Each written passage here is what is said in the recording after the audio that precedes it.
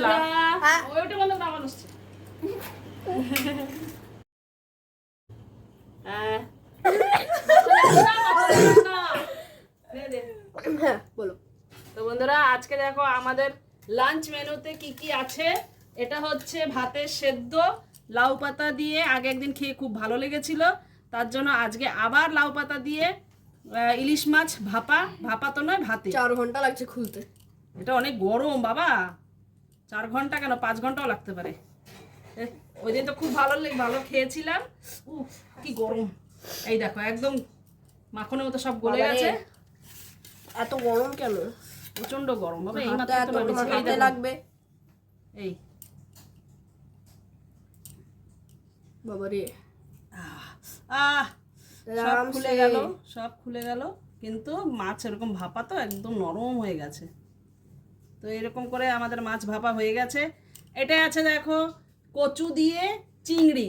তাপস আমাদের তাপস মানে বোনের হাজব্যান্ড, ওরা নয়াটি গেছিল, ওদের কাজ ছিল, সেখান থেকে কচু আনা করিয়েছি।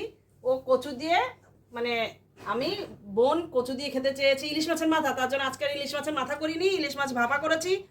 আর এটা এই চিংড়ি দিয়ে করেছি, কচু চিংড়ি।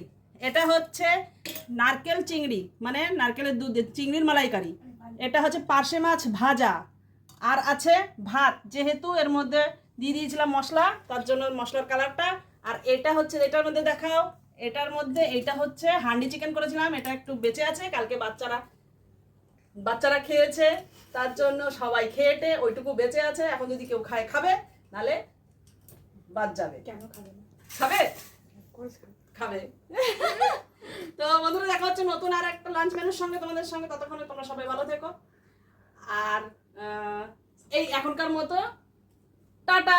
আছে এখন সবাই ঘর ভর্তি লোক, বোন, বোনের বাচ্চা কাচ্চা, তাপস, আমরা সবাই মিলে। কারো যদি খেতে ইচ্ছে করে আমাদের আর আমাকে তোমাদেরকে সবাই নেমন্তন্ন করছে, সবাইকে। কারো যদি ভালো লাগে ইচ্ছে করে চলে এসো, তোমাদের সবার নেমন্তন্ন থাকলো। টাটা।